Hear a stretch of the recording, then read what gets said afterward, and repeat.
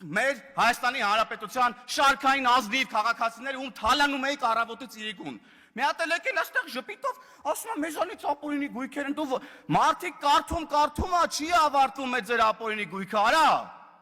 Հազարավոր մարդկանց կյանքի փող եք լափելու կերել։ Հանգստացի պարոն Մինասյան, նստեք տեղներդ լսեք, մի գնացեք, խոսալ գնալով չի ընդհանրապես։ Ուստեղ եկել ասում եք մենք չենք կարա խոսանք, չեք կարա խոսակ, ով եք դուք որ խոսակ ընդհանրապես Հայաստանի Հանրապետությունում կոռուպցիայից, մարդու իրանքների խախտումներից, թալանից, կառավարումից, ով եք դուք ընդհանրապես։ Ձեր կառավարումը տեսանք, հեղափոխությունից հետո մի ամիս էլ չհասցրեցիք աշխատել, ձեր ապիկարությունը տեսանք, վարչապետը հրապարակային դες դուրս է շպրտել կառավարությունից, շպրտելա դուրս ձեզ կառավարությունից։ Այդ է մեր վերջնական եւ հստակ գնահատականը ձեր կառավարման ընդհանրապես եւ ձեր էությանը։ Զզվեցիք թողեք արդեն իսկականից։ Ձեռեք արել է ժողովրդին։ Այո, ապօրինի գույքի բռնագրանցման ինստիտուտը անելու համար մեզ 3, 4, 5 տարի ժամանակ է պետք գալի։ 3 տարի ժամանակ է պետք եղել։ Հիմա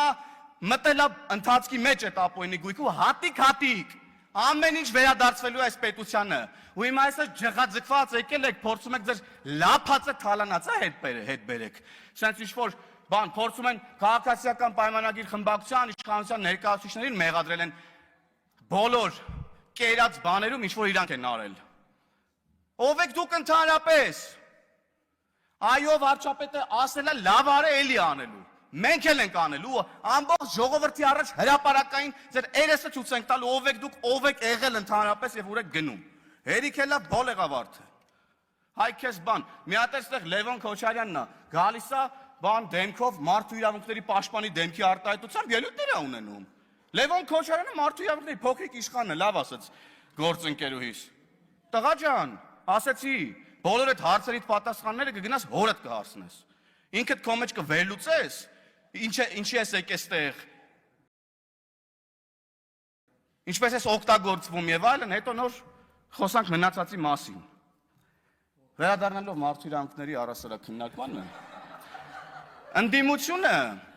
ընդդիմությունը ամեն մարդու հնարավոր բոլոր իրավունքները ասպատակում է ուղղակի։ Հիմա էլ ընկել են կրթվելու իրավունքի հետևից, նայեք, դաշնակները իրանց կոալիցիոն կառավարման ժամանակ օկուպացրել էին ամբողջ կրթական համակարգը, պատմության ֆակուլտետներ, դպրոցներ, պատմության գրքեր, որ թաքցնեին ժողովրդից իրենց իրական դեմքը, որ օրինակ իրանք Օսման դաշնակներ են, որ օրինակ հիմա իրանք Օսման դաշնակների հետնորդներն են, եկել են ստեղ ավարտին հասցնեն ըստ էության, ուրեմն դավադիր, հələ հանգստացի դու մի հատ Թադևոս Ավետիսյան կամ Ավետիս Թադևոսյան, հանգստացեք ու իմ ելույթի ժամանակ ընդհանրապես տեղից խոսանք, չափերի մասին գնահատականը տվեք ձեր չափերը ցույց կտամ հեսա ես քեզ։ Անցնելով առաջ։ Հնարավոր բոլոր իրավունքները ցած փորձում են ոտնահարեն։ Կրթվելուց խոսում ես, գալիս ասում են, խանգարեցես Թադևոս Ավետիսյանը միտքս կտրվեց։ Հա, օկուպացրել էին ողջ, ուրեմն կրթական ոլորտը, որ իրանց ես դավադիր, դավաճան, դեմքը թաքցնեն ժողովրդից, որ դրա քողի տակ, ուրեմն իրանց քաղաքական նպատակներ իրականացնեն, կրթեն սերունդ, որը չի գալու իրանց հետևից, որովհետև չգիտի իրանք ինչ են արել։ Մենք եկել ենք, ասում ենք իրանք ինչ են արել, պատմության դասագրքերում գրելու ենք հայ ժողովրդի պատմության բոլոր դրվագները, որին որ պետք է հայ ժողովուրդը ծանոթ լինի, որպեսզի մենք ելնենք ուրեմն իրական փաստերից եւ ապրենք եւ մեր ապագան կառուցենք իրողությունների վրա։ Իրական Հայաստան կառուցենք, այո, սիրելի գործընկերներ։ Մյուս իրավունքը, որ ասպատակում են ուրեմն այս ընդդիմադիրները, օրինակ խոսքի ազատությունն է, խոսքի ազատությունն է եւ լրագրողների իրավունքներն առասարակ։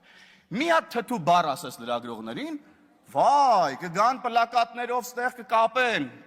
Ամենայն հարգանքով բոլորիդ նկատմամբ սիրելի գործընկերներ, ես էլ եմ լրագրող եղել։ Մի հատ թթու բառ ասես, գիտես ինչ կանեն։ Էլ չեմ պատկերացնում, նյութեր կգրվեն, էլ չեմ ասում ինչ վերնագրերով եւ այլն եւ այդպես շարունակ, բայց որ օրինակ ընդդիմադիր падգամավորը գալիս է ասում է, որ լավ լրագրող լինեիք, կներեք այս ժողովրդական խոսքից, լավ լրագրող լինեիք, դուք էլ 4 հատ տուն կունենայիք։ Այսինքն էսի չես ասում։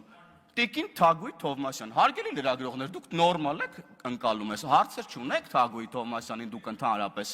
դուք լավ լրագրող չեք։ Ես կարծում եմ, որ դուք լավ լրագրող եք։ 3-4 հատ տուն ունեք Երևանի կենտրոնում, հա՞։ Օրինակ Տիկին Խամոյանը ունի, բան չունի, մյուս ընդդիմադիր նախկին լրագրողը ասելու Թագուհի Թովմասյանին։ Տիկին Թովմասյանը դից ծառայությունների դիմաց եք 3-4 հատ տուն արել Երևանի կենտրոնում, մի հատ էլ երեսով եք տալիս այն լրագրողներին, ովքեր 3-4 հատ տուն չունեն։ Այ քեզ բան։ Էսա ձեր պատկերացումն առհասարակ մարդկային փոխհարաբերությունների, աշխատանքային փոխհարաբերությունների, ձեր խմբագրության լրագրողները ձեր ստարուկներն են։ Հա? Լավ լրագրողներ են ձեր խմբագրության լրագրողները։ Մարտա 4 հատ տուն առել եք իրանց համար, նենց փող տվել եք իրանց, որ մարտա 4, այս ինչեր եք խոսում ընդհանրապես։ Եվ պարոն Եղոյանը շատ ճիշտ է ասում, լրագրողական լրատվամիջոցների հաշվետվություններ կան, հələ մի հատ հրապարակեք, տեսնենք այդ որտեղից ձեզ այդ գումարները։ Եվ ես պետական կառույցներին նաև կոչ եմ անում եւ պահանջում եմ բացել ուրեմն լրատվամիջոցների մասին օրենսդրությունն ու կարդալ եւ հասկանալ, որ եթե կան լրատվամիջոցներ, որոնք հաշվետվություն չեն ներկայացրել, նրանք կարող են նաեւ չհավատարմագրել այդ լրագրողներին։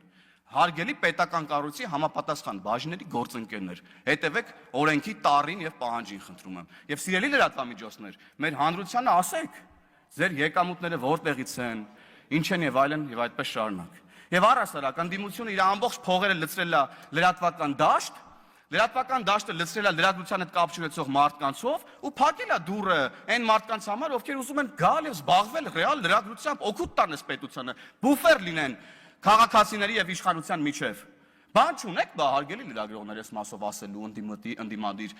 գործընկերներին, ովքեր ղեկավարում են մի շարք լրատվականներ, թե մենակ մեզ պետք է գաք ինչ-որ sense խառը խաչաձև հարցեր տակ, երբ որ մի ամիտ մեկն ու մեկս մի ավել պակաս բարկասի կամ հղում կանի ձեր սիրելի տերտերների ասած բառերի վրա։ Մի հատ կարող է գաք էթիկայի հանձնաժողովի պահանջով մեզ դիմում գրեք, որ Թագուհի Թովմասյանի վերաբերյալ էթիկայի հանձնաժողով ստեղծվի, հա՞։